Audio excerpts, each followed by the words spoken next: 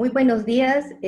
Quiero saludar esta mañana a todas las plataformas de nuestro país, especialmente a los colaboradores y colaboradoras que están participando del programa de formación conjunta de la provincia. Es un gusto que a pesar de estas dificultades que venimos atravesando todos, el tema de la pandemia que nos ha golpeado fuertemente, hay un interés profundo de todos los colaboradores y encuentran un espacio de aporte, de enriquecimiento a la espiritualidad ignaciana que compartimos, en mantener su presencia viva, activa en este programa. Y eso nos anima mucho a nosotros y también a los diferentes amigos jesuitas que están aportando con nosotros en este tiempo. Hoy día vamos a desarrollar la cuarta presentación y es un gusto para mí estar a través de estos medios electrónicos con el padre Germán Rodríguez. Él es colombiano y está trabajando en CEPAL, es delegado para la misión y va a desarrollar esta mañana el tema del reino.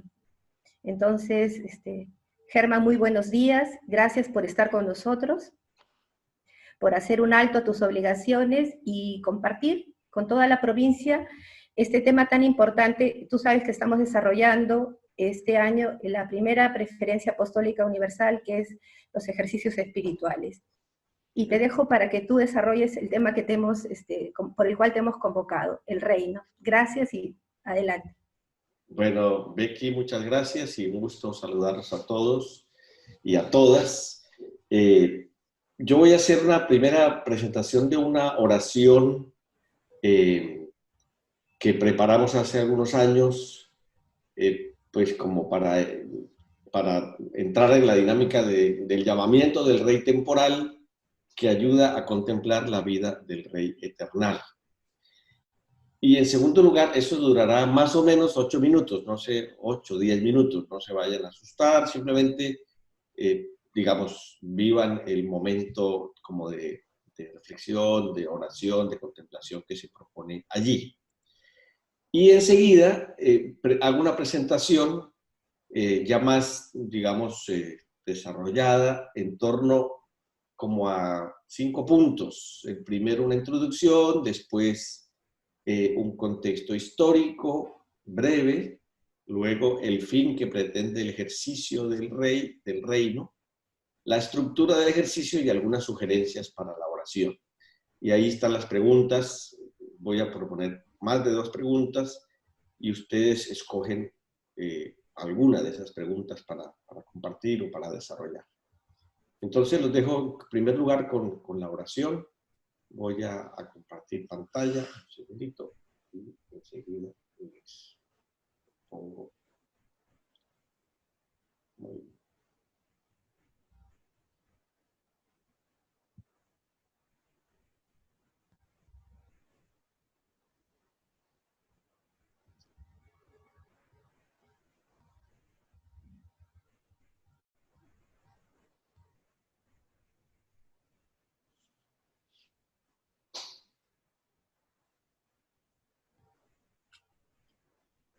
Algo pasa, un momentico, con el sonido. Un segundo, por favor. No sé si me están oyendo, supongo que sí. Sí, te oímos bien, Germán. Listo. Bueno, les pido excusas porque el sonido no apareció esta vez. Como cosa curiosa, tal vez no agarró desde el comienzo. Entonces voy a volver a compartir pantalla. Un segundo. Tenemos 40 minutos y luego se suspende un poquito. No, tenemos 1 hora. Perfecto. Listo. Bueno, entonces ahora sí, a ver si se da.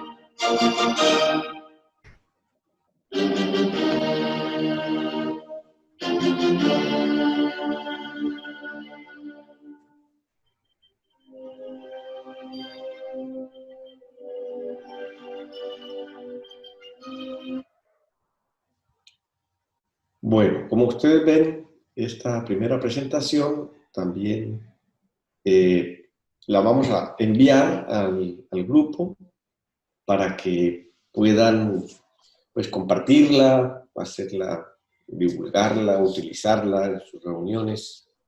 Se dan cuenta que es una presentación de hace 14 años, es decir, todavía no teníamos cerca, digamos, lo que tenemos actualmente, pero bueno, creo que sirve y nos puede ayudar esta reflexión.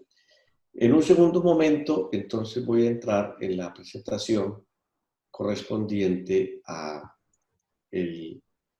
digamos, la charla o la conversación sobre este ejercicio del llamamiento del rey temporal que ayuda a contemplar la vida del rey eternal. tenemos como unas zapatillas que conservan en Manresa, en España, en el pueblito de Manresa, y que según la tradición pertenecieron a San Ignacio.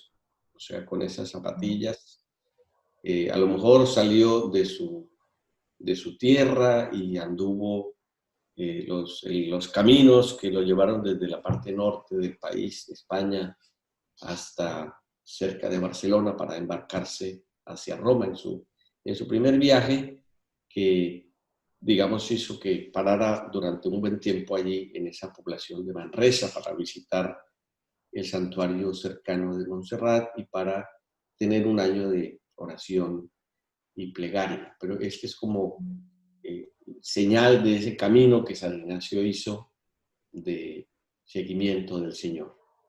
Como les mencionaba anteriormente, tenemos una conversación en torno a estos temas, la introducción con la oración que ya les propuse. Voy a hacer una referencia al esquema general de los ejercicios y luego 3 puntos fundamentalmente: el contexto histórico, el fin que pretende el ejercicio, la estructura del ejercicio y una conclusión o sugerencias para la oración al final. Entonces, sin más, comienzo haciendo una breve reflexión o presentación de el contexto o el esquema general de los ejercicios. Este es un cuadro que yo suelo presentar cuando doy ejercicios espirituales y me parece que puede servir como referencia, porque ustedes vienen trabajando ya algunas conferencias iniciales y van a tener unas enseguida. Y de hecho, pues, digamos, se trata de ir viviendo, no solamente estudiando los elementos de los ejercicios espirituales, sino entendiendo la estructura que tienen los ejercicios. Ahí a mano izquierda ustedes tienen como la vida que uno trae cuando llega a los ejercicios, sus preguntas, sus problemas, sus alegrías y sus tristezas, su realidad. Eso lo trae uno a los ejercicios. Y San Ignacio lo recibe con el principio y fundamento, sobre el cual ya también trabajaron. Y ese principio y fundamento, en esa flecha horizontal del centro, nos remite a una cosa que se llama, al final, a la derecha, el fin. Es como una proyección. El principio y fundamento nos presenta el fin para el cual hemos sido creados. Pero cuando nosotros vislumbramos el fin que Dios nos propone, reconocemos una barrera que es el pecado, ¿cierto? Pero también un elemento que es más grande que el pecado, que es el llamamiento, es el que nos impulsa hacia, digamos, hacia el fin, a caminar hacia el fin. Y, digamos, yo intencionalmente presento ese cuadro o esa barra de llamamiento más grande que el pecado, porque la fuerza que tiene la llamada del Señor, que es esta meditación o contemplación del reino, es mucho más poderosa que la fuerza del mal que nos habita y que a veces nos domina. Pero a pesar del mal, a pesar del pecado, ¿cierto? Nos sentimos llamados y esa fuerza del llamamiento tiene la capacidad de sacarnos de nosotros mismos, que es lo que pretende el pecado, que es encerrarnos en nosotros mismos. Entonces, digamos, esta contemplación del reino es fundamental para todo el proceso de los ejercicios que sigue la segunda semana, la tercera y la cuarta semana.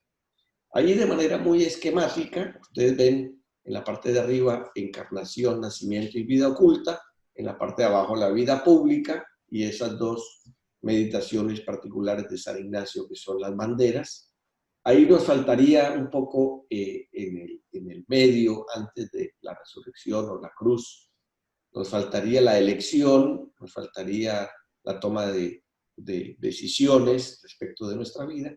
Luego está la contemplación para alcanzar amor y en fin. Y abajo ustedes tienen como 3 etapas, lo que se llamaría en la espiritualidad más bien antigua, la vía purgativa, el tiempo de purificación previo a la respuesta. En segundo lugar, la vía iluminativa, que es reconocer en la palabra, reconocer en el Señor, reconocer en la vida de Jesús, las luces, la iluminación que Dios nos propone para encontrar nuestro camino y acertar en ese proceso. Y por último, la vía unitiva, que es lo que nos hace entrar en comunión con Dios. Bueno, todo esto para hacerle fuerza al llamamiento, y enseguida del llamamiento ustedes ven un sí. Un sí que es el que se espera del ejercitante en este ejercicio particular del rey. Es como lo que San Ignacio quiere suscitar. Un sí en el que todavía no entra en detalles de una elección, sino un sí abierto a lo que vaya apareciendo en el proceso de la segunda semana y en el discernimiento del ejercitado. Es un sí gratuito que ya voy a hablar de hacia el final.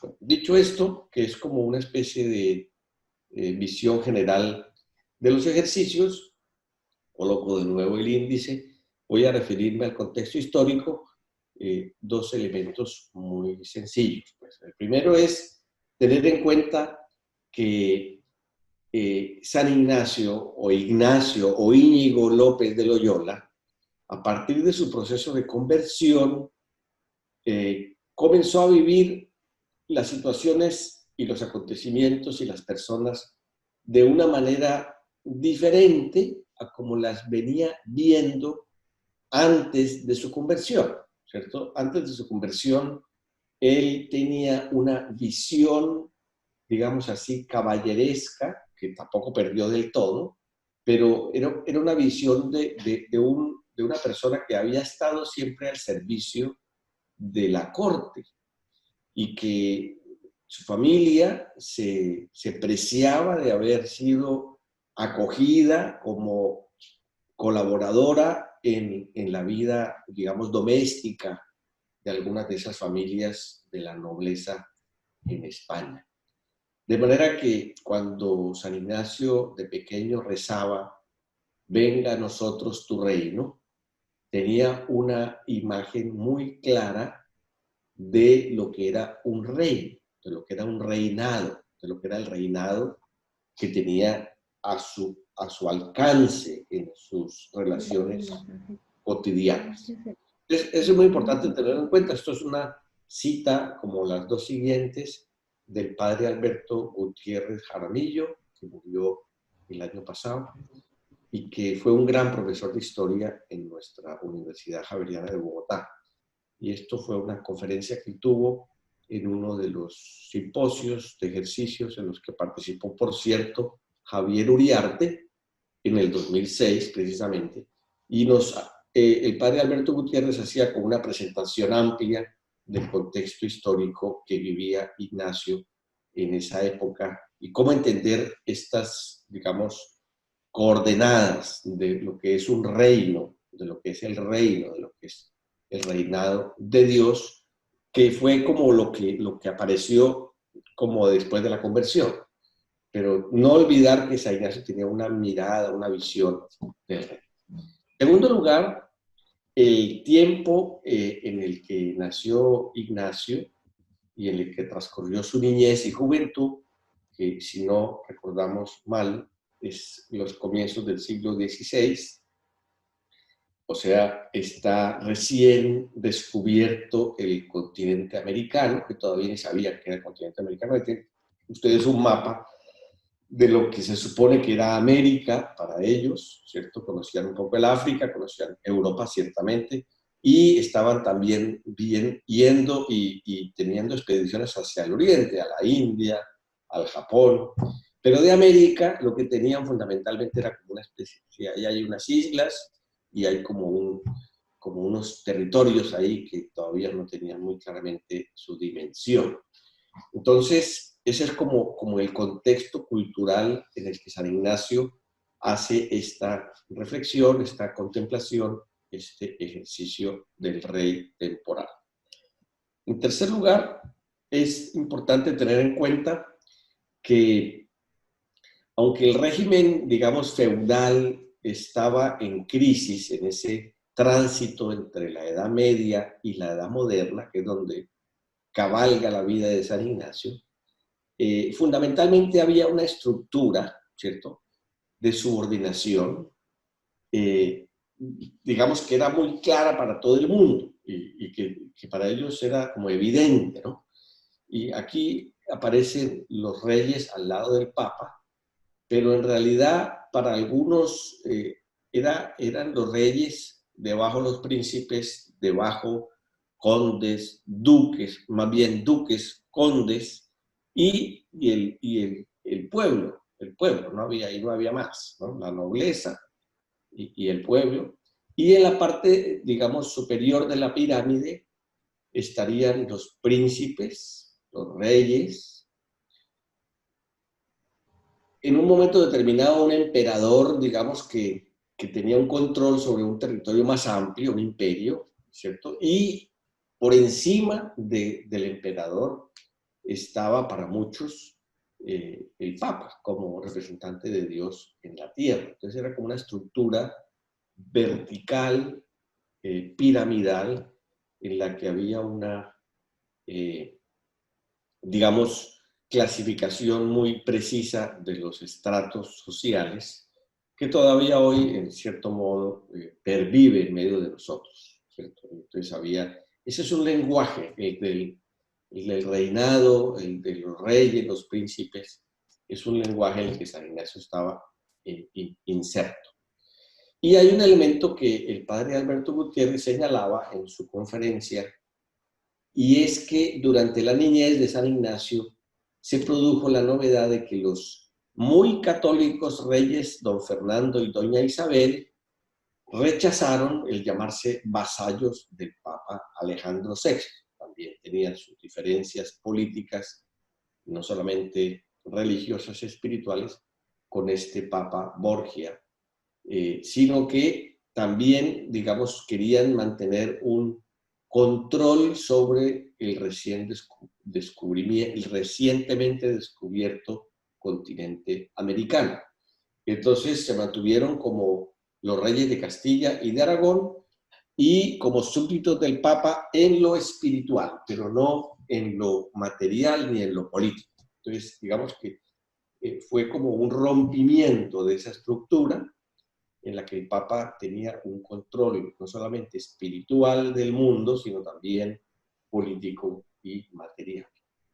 Entonces, digamos como que allí San Ignacio, digamos, participó de esa realidad en la que había como una transición hacia una estructura distinta y por eso, para San Ignacio, la figura del Papa, que siempre fue muy importante y tuvo un papel preponderante en la información de la misión de la compañía, de todas maneras mantiene una relatividad respecto de el Rey eterno, que es Dios. Y ese es el único al que debemos el servicio, digamos así, total y la entrega de la vida. Hasta aquí, digamos, un poquito como para entender el contexto de este ejercicio. En segundo lugar, o digamos ya el tercero, pero es de los puntos centrales de la conversación, el fin que pretende el ejercicio, y voy a referirme a 3 puntos: el no ser sordo al llamamiento; segundo, preparar la contemplación de la vida del Rey eternal, la vida de Jesús; y tercero, ofrecimiento generoso de toda la vida del ejercitante. Entonces, en primer lugar, la petición que San Ignacio propone es pedir que no seamos sordos al llamamiento del Señor, sino que escuchemos al Señor que nos invita. ¿cierto? Aquí esta frase de Eduardo Galeano, que me parece muy inspiradora, ¿no? Para no ser mudos, hay que empezar por no ser sordos, porque si uno es sordo, es sordomudo. Y eso tiene que ver con nuestra misión, con lo que somos capaces de decir también y de proponerle al mundo, de presentar como denuncia también, como anuncio, pero tiene que ver con nuestra misión. Si yo soy sordo, no tengo capacidad de pronunciar una palabra tampoco, ni de cumplir una misión. Entonces, San Ignacio quiere suscitar un deseo ardoroso en el ejercitante de respuesta al llamado que Dios le está haciendo. Todavía no es una respuesta concreta, es decir, ¿a qué me llama Dios? Sino quiero responderle al Señor con generosidad. ¿A qué llamado? No sé todavía, no sé todavía. El ejercitante todavía no sabe, no ha tomado una decisión, no ha hecho un discernimiento, no ha llegado a la elección de los ejercicios. Pero Ignacio quiere como utilizar esta figura del Rey eterno como un trampolín, digamos. No sé si la palabra trampolín se usa aquí en Perú, tanto como se usa en Colombia, pero es como una tabla en la que yo me impulso para dar un salto mayor. Entonces, el rey temporal, los reyes temporales, que a veces tienen unas propuestas, unas llamadas, unas invitaciones, unos planes atractivos, me puede servir como una especie de tabla para yo impulsarme y alcanzar una respuesta más generosa al Rey eterno, que es como a donde queremos llegar. Lo segundo es que esta contemplación, además de querer que el ejercitante no sea sordo, pretende preparar la contemplación de la vida del Rey eterno, que es toda la segunda semana y tercera y cuarta. Segunda semana la vida pública, la tercera la pasión, la muerte y la cuarta la resurrección. Entonces, este primer momento, digamos, de la segunda semana, que es la contemplación, el ejercicio del Rey eterno, nos invita a mirar a Jesús. O sea, yo quiero responderle con mucha generosidad. Y el ejercitante suele terminar este ejercicio diciendo, sí, yo quiero responder al Señor. Entonces, como que San Ignacio le dijera al ejercitante, bueno, ahora un momento, pare un momento, ahora usted si quiere responder al Señor, tiene que conocerlo. Conocerlo para amarlo y amarlo para seguirlo. Y entonces yo se lo voy a mostrar poco a poco y empecemos por la encarnación, el nacimiento y todos los misterios de la vida de Jesús. Porque si usted quiere responder al Señor, pero no lo conoce, pues va a hacer lo que a usted se le ocurre, lo que le parece. Va a elegir lo que a usted cree que es lo mejor. Pero no se trata de que usted elija lo que a usted le provoca, sino que conozca en la persona de Jesús la revelación que Dios ha hecho al mundo y a cada uno de nosotros del plan, del proyecto de Dios para la humanidad. Entonces, es importante que el ejercitante se entusiasme con el hecho de conocer a la persona de Jesús a partir de este ejercicio del Rey. Y en tercer momento, el ejercicio pretende que el ejercitante haga un ofrecimiento generoso de toda su vida. Ya lo voy a decir al final, pero me adelanto diciendo que en este momento de los ejercicios yo le propongo al ejercitante que firme una hoja en blanco. Es decir, como cuando uno le dice, deme un cheque en blanco. Para darle un cheque en blanco a una persona le tengo que tener mucha confianza, porque como ecónomo, como responsable de la cuenta de una familia, de las cuentas, pues si yo entrego a alguien un cheque en blanco, esa persona firmado por mí, lo puede hacer por más o menos dinero, depende también de lo que tenga en el banco, puede ser que no tenga mucho, pero por todo lo que tenga, lo podría hacer. Y cuando uno le da un cheque en blanco al Señor, pues Él puede poner allí lo que quiera. Y eso es lo que se pretende en este ejercicio, que el ejercitante le presente al Señor su corazón como un cheque en blanco. Aquí estoy disponible, ¿cierto?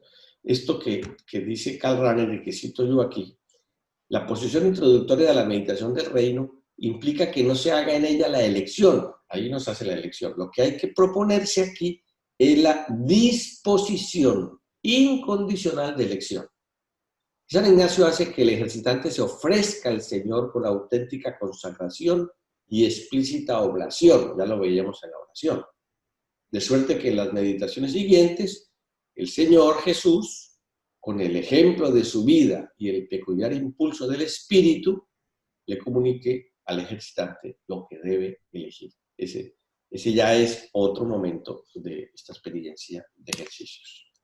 Bueno, y pasamos al último punto, la estructura del ejercicio, pues que simplemente ya está en la oración que hicimos y que ustedes pueden reconocer abriendo el libro de los ejercicios a partir del número 91 y leyendo el texto de San Ignacio, pero lo explico de manera breve. Lo primero, la oración preparatoria, que sea siempre la misma, todos la conocemos.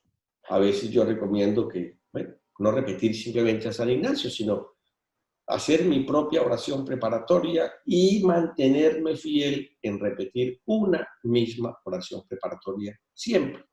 Como las abuelas, cuando entraban a una iglesia, lo primero que hacían era ponerse de rodillas y los nietos detrás de ellas y decir, por la señal de la Santa Cruz de nuestros enemigos, líbranos, Señor.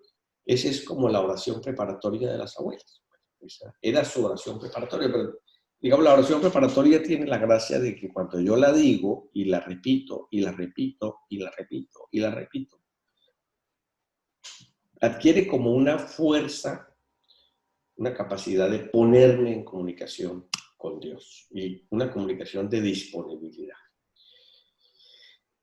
En esa preparación está la oración preparatoria y están los preámbulos, que en este caso son dos. El primero es composición viendo el lugar, es decir, colocarnos en la tierra de Jesús, ver las sinagogas, los pueblos, los castillos, por donde Cristo nuestro Señor predicaba. Pues, bueno, toca imaginarse un poco allí ese espacio geográfico en el que Jesús se movía y ponerme allí, hacerme allí presente en ese lugar donde Jesús predicaba.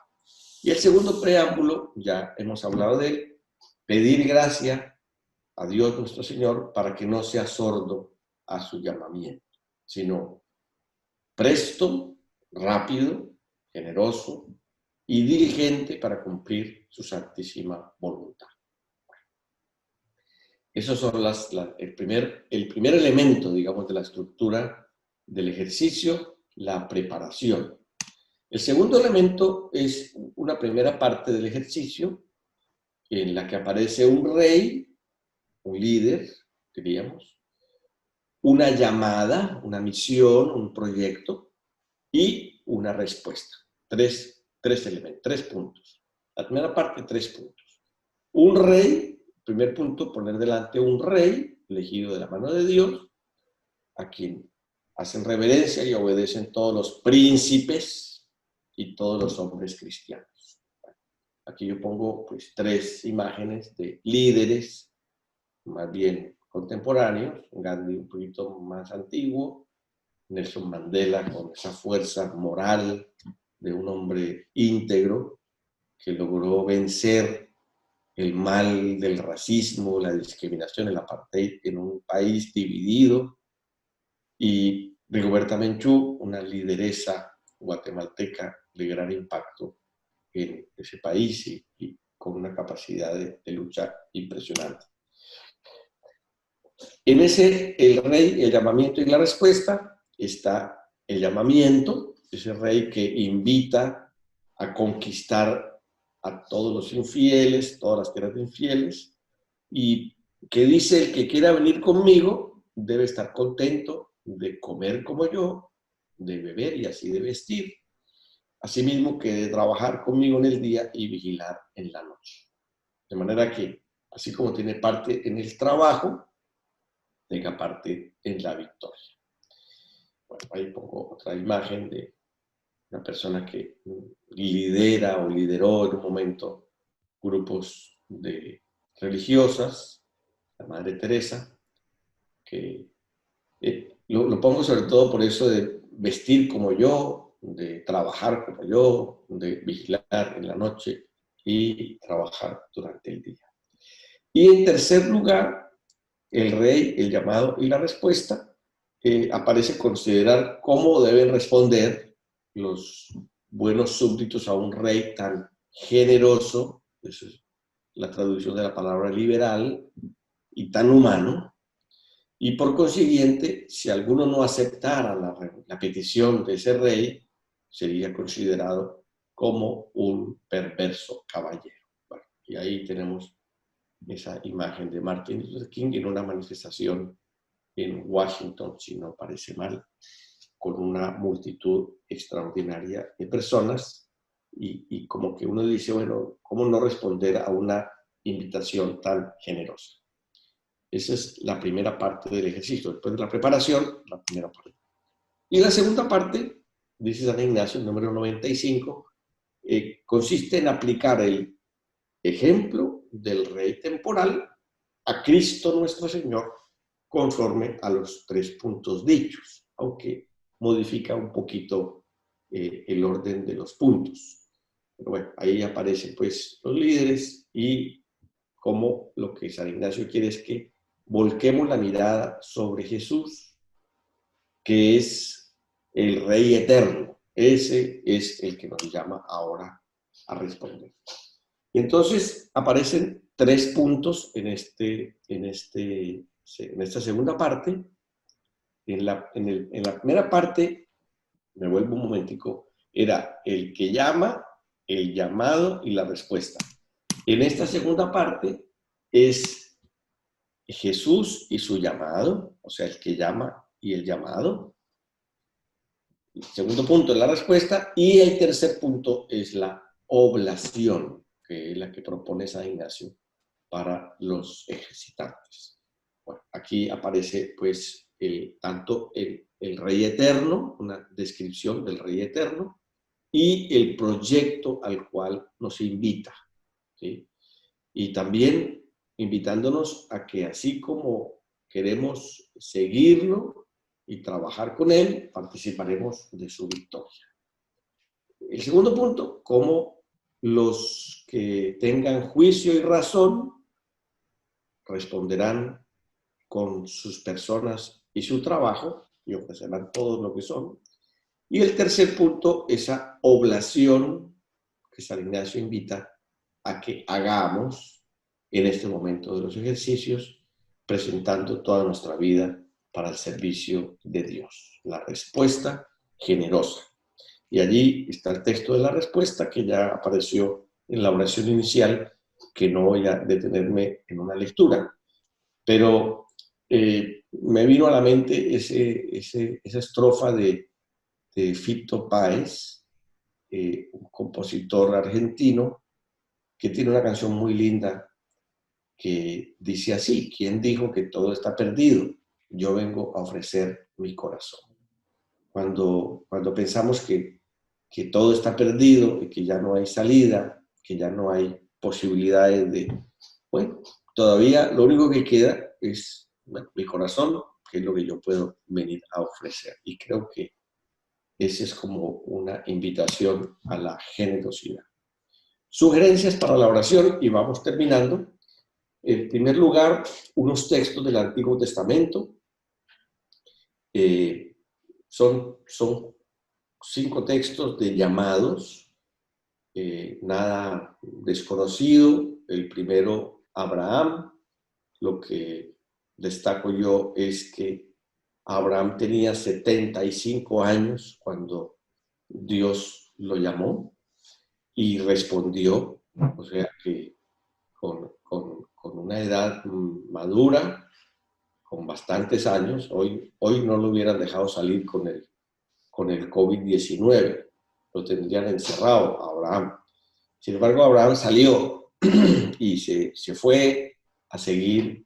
Por eso lo llaman el padre de la fe, porque bueno, tuvo confianza en Dios, que lo llamó a construir un pueblo, y aunque tenía tanta edad y todavía no tenía ni un hijo, Dios le dice, haré de ti una gran nación. Y dice el texto de Génesis, y Abraham creyó. Sara, su esposa, se rió, le dio risa, porque pues, bueno, yo también, no sé ustedes qué hubieran hecho, pero de pronto uno, cuando el Señor lo llama a ciertas cosas, pues a uno le da como risa, porque dice, está como loco. El Señor, ¿cómo me va a llamar? ¿Cómo va a ser de mí un gran pueblo si no tengo ni el primer hijo a los 75 años? Bueno, el Éxodo es el llamado de Moisés, que, digamos, Dios, después de haber visto la opresión de su pueblo, invita a Moisés a ir ante el faraón y a defender a su pueblo y a liberarlo, llevarlo a una tierra de generosidad que emana leche y miel, un trabajo de servicio al proyecto de Dios extraordinario. Y luego tenemos Isaías, tenemos que es fundamentalmente se siente un hombre de labios impuros, Jeremías, que se siente muy joven, distinto a Abraham, y Jonás, que pues es un hombre que cuando Dios lo llama, toma un camino completamente contrario, ¿cierto? Vete a Nínive y anuncia que esa ciudad va a ser destruida. Y Jonás, en vez de ir hacia Nínive, se va para Jaffa y toma un barco y se va alejando del Señor. Bueno, ahí aparece el tema de la ballena, etc. Bueno, no cuenta la historia, pero se lo pueden leer los 3 capítulos del libro de Jonás. Otros textos que suelo presentar yo para este ejercicio son 4 textos del Nuevo Testamento, digamos, destacando el hecho de que Jesús llamó a los que le pareció bien. A veces de manera un poco vulgar decimos en castellano a los que le dio la gana, es decir, no llamó a los que eran más inteligentes o tenían más posibilidades de realizar una misión extraordinaria. No, a los que quiso, digamos así, pues para decirlo sin tanto. En segundo lugar, Jesús no escogió a los que quiso o a los que le dio la gana por un capricho. Fue después de una noche de oración. Pasó toda la noche orando a Dios. Y luego el texto de Jesús en la sinagoga de Nazaret, cuando el mismo Jesús se siente llamado por Dios, el Espíritu del Señor está sobre mí y me ha elegido, me ha consagrado para llevar una buena noticia a los pobres, para dar la vista a los ciegos, para anunciar la liberación. Es un texto muy hermoso de cómo Jesús mismo se siente llamado. Y bueno, el texto de Mateo 14, cuando Jesús camina sobre las aguas y Pedro le dice, si eres tú, manda que yo también vaya sobre el agua. Y Jesús le dice, ven. Bueno, también es otro texto que a mí por lo menos me hace pensar en llamados algo así como imposibles o incomprensibles, que yo no sé cómo se le ocurre a Pedro decirle al Señor que lo mande bajar de la barca. Pedro evidentemente se baja y poco de bajarse empieza a dudar y a hundirse. Bueno, no les cuento la historia final. Por último, preguntas. Pues digo, yo creo que como personas individualmente o como comunidades podrían plantearse estas preguntas. Alguna de ellas, tal vez lo que habría que hacer es elegir alguna de ellas con las que se sientan más cómodos y compartir eso que cada uno ha ido orando en su experiencia, ¿no? ¿Cuándo nos llamó el Señor y a qué nos invitó?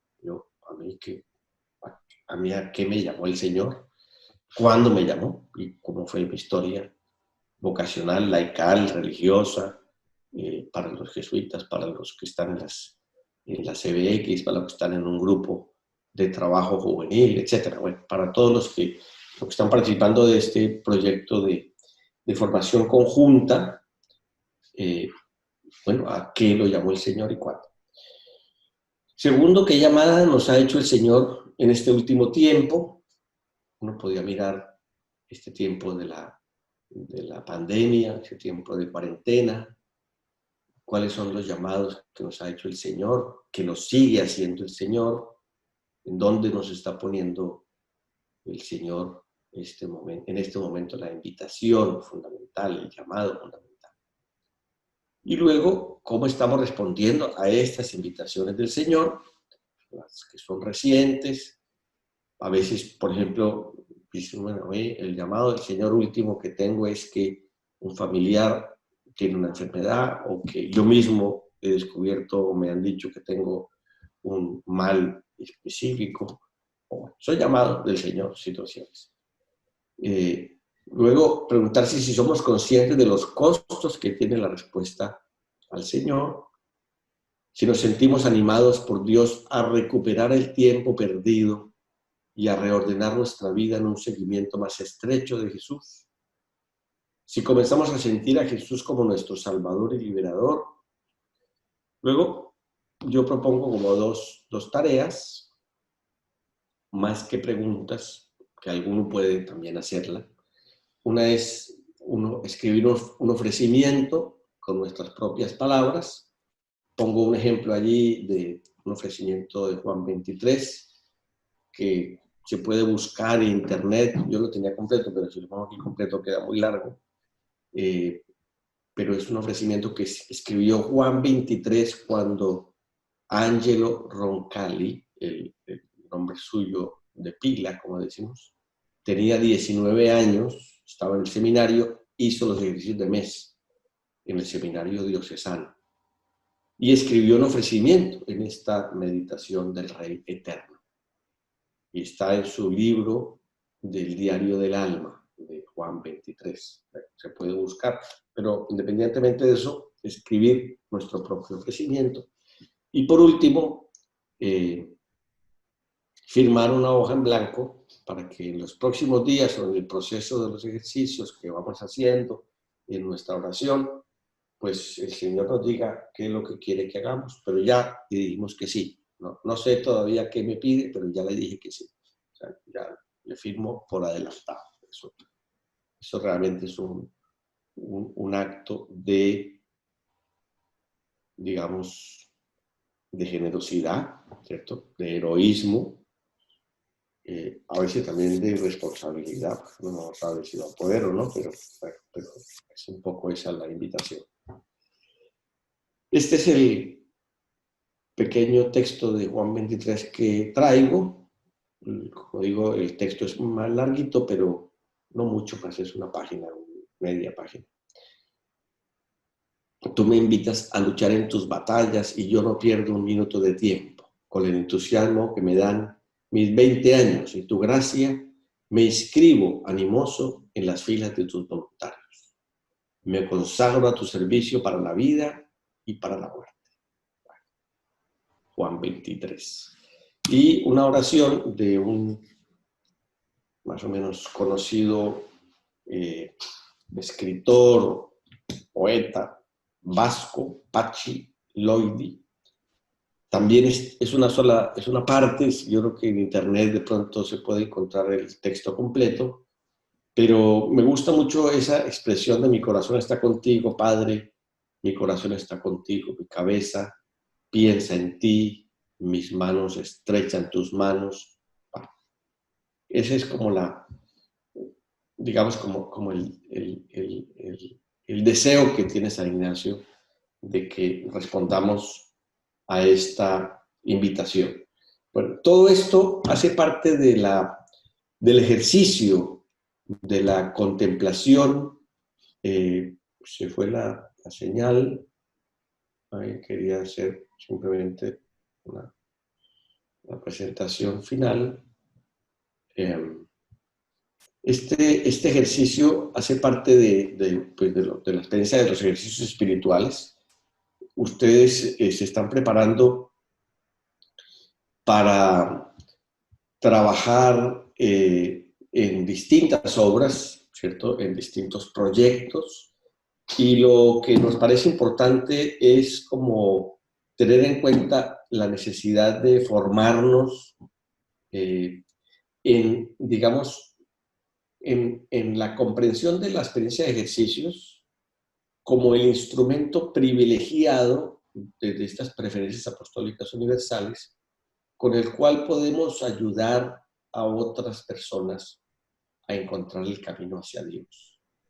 Yo creo que sea cual sea nuestro servicio en la iglesia, en la educación, en la pastoral, en el trabajo social, en la administración de los bienes, en la organización de la sociedad, de las comunidades, en el servicio que sea que nos coloquen, es muy importante tener claro que nuestra primera preferencia en este momento como jesuitas y compañeros y compañeras en la misión es mostrar el camino hacia Dios a las personas y que nuestra vida, nuestro testimonio, nuestra palabra, pero sobre todo los signos que damos con nuestra existencia sean ya una muestra, un mostrar el camino que conduce a Dios.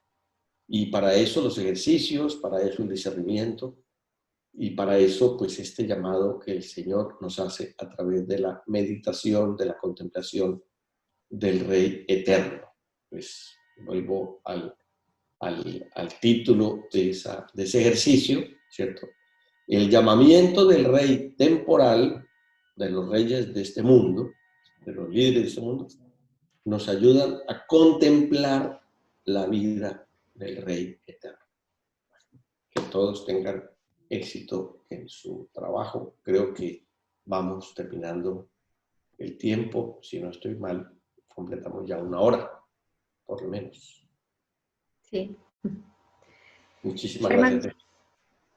muchísimas gracias por una presentación tan motivadora y llena de recursos para nosotros, para seguir adentrándonos en este apasionante camino de los ejercicios espirituales. Muchas gracias. Un abrazo en nombre de toda la comisión y gracias nuevamente.